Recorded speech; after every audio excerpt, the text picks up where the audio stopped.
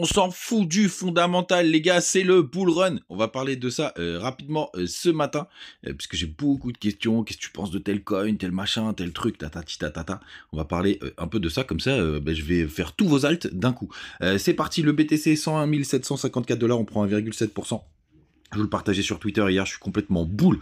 XRP qui prend un joli 7% ce matin, le reste de la map, c'est plutôt vert, même s'il n'y a pas de grosses performances. Allez, XLM quand même qui nous pousse 5,8%, mais c'est le petit frère d'XRP, donc c'est normal. 2,2% et pareil pour LTC. On a Hype qui c'est complètement barjot, les gars. Hype pour le coup, il est à plus 27% ce matin. Ceux qui ont eu le airdrop, ils sont millionnaires, hein, tout simplement.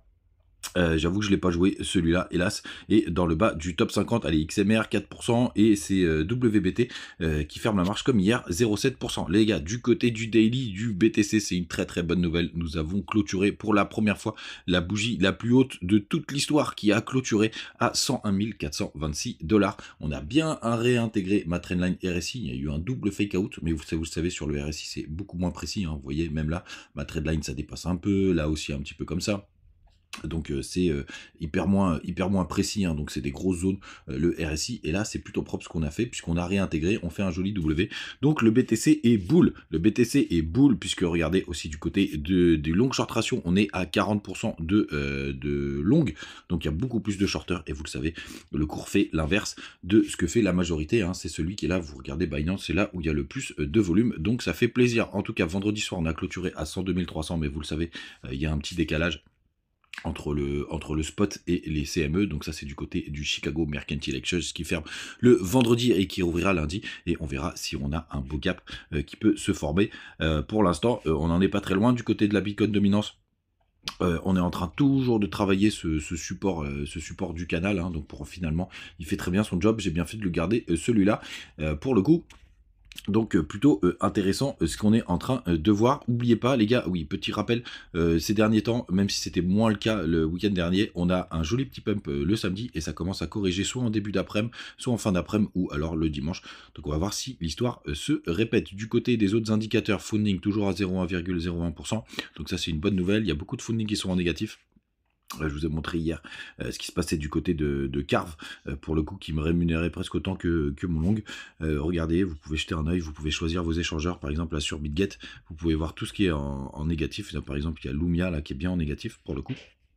Donc très intéressant, et mon CAF qui continue à me rapporter du fric juste en étant en longue, puisque vous voyez les fundings sont 10 fois plus élevés, mais du côté négatif, donc ça fait plaisir. Du côté des bitcoins sur les échanges, hier on était à 2,23, on est à 2,26 ce matin, donc quelques bitcoins qui sont revenus sur les échanges, mais rien de bien méchant, c'est normal, on a dépassé les 100 000, il y en a beaucoup qui vont vouloir TP.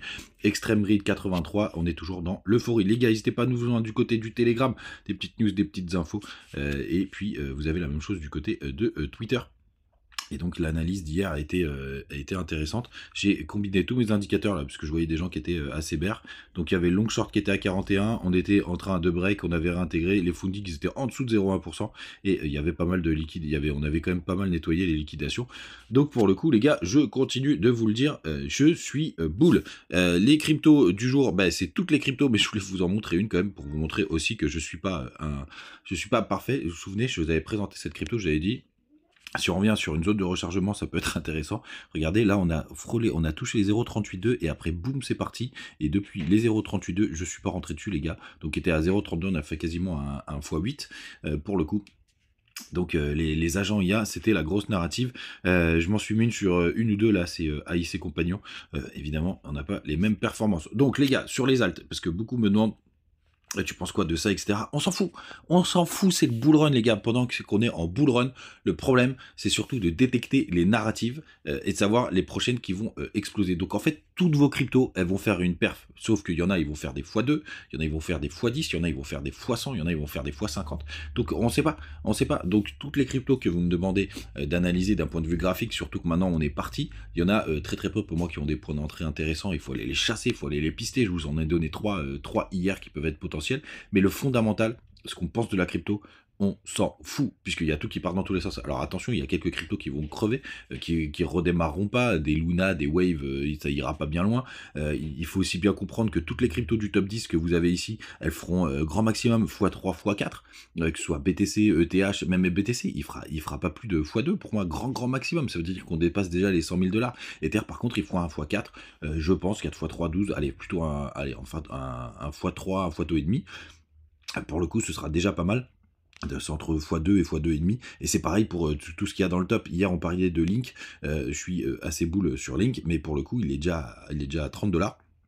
Son ATH, il est à 50 $. Donc, il fera forcément un x2. Mais grand maximum, pour moi, il faut x3, x4. Ça ne veut pas dire que le projet est bien quand vous pensez à vos x10, mais c'est tout simplement que c'est comme ça. La capitalisation est déjà très élevée. Donc là, on a quand même bien avancé dans le bull run. Hein. Moi, je m'attends plutôt entre x5 et x8 à partir du moment où je suis. Et encore, j'ai des altes un peu plus exotiques qui pourraient faire des x10. C'est pour ça qu'à ce niveau, moi, j'ai pris quelques leviers. Mais encore une fois, je vous l'ai dit, j'ai mis mes stops. Donc ça veut dire que je ne peux plus perdre sur ces trades, etc. Parce qu'il y avait un point d'entrée magistral et pour décupler les performances, que je vous conseille pas du tout de faire, surtout maintenant. Je pense qu'on a passé vraiment la partie la plus intéressante. Mais en tout cas, peu importe le fondamental de votre crypto, les gars, elle fera une performance. Et surtout, les gars, ne sautez pas de crypto en crypto, ça c'est une énorme connerie. Vous allez vous faire avoir. Et après, surtout, les gars, faut sortir, faut réfléchir à une date de sortie. La seule chose qu'il faut vérifier pour moi, c'est la tokenomics. Et encore en bull run, ça sert à rien. Que vous avez chainbroker.io pour le coup, pour vérifier ça. Et à partir de mars, vous savez qu'il y a des cryptos qui ont des gros unlocks et que vous allez pouvoir vous allez sûrement vous en prendre plein la gueule. Donc là, j'ai analysé toutes vos cryptos, les gars. Si vous êtes en fonction de où est-ce que vous êtes dans le classement, vous ferez entre x2, x3, x4. Plus vous avancez dans le classement, plus vous avez des chances de faire un peu plus, mais plus c'est risqué que la crypto se fasse éclater entre temps. Parce que vous voyez, par exemple, Injective, c'est hyper intéressant, elle s'est fait sortir du top 50.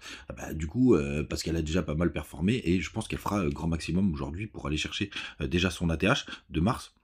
Donc elle fera minimum 1 x 2 là où elle est, et je pense qu'elle finira en x 3 parce qu'elle a déjà pas mal performé, et c'est à peu près partout pareil avec la majorité des cryptos. Et le plus dur, ce sera de comprendre à quel moment les narratifs vont exploser. Et par exemple, je vous donne un exemple, quelque chose de hyper concret. Si au mois de février j'ai une crypto qui a complètement explosé, même si ma deadline c'est mars, je vendrai, les gars, je vendrai, parce qu'on sera désormais dans la rotation. Il y aura plus de risques de se faire éclater plutôt que de faire des gros multiples. Le bull run est déjà bien avancé. On a une phase parabolique qui devrait arriver sur les altes, avec des altes justement qui vont faire leur performance dans la journée, parfois dans la semaine.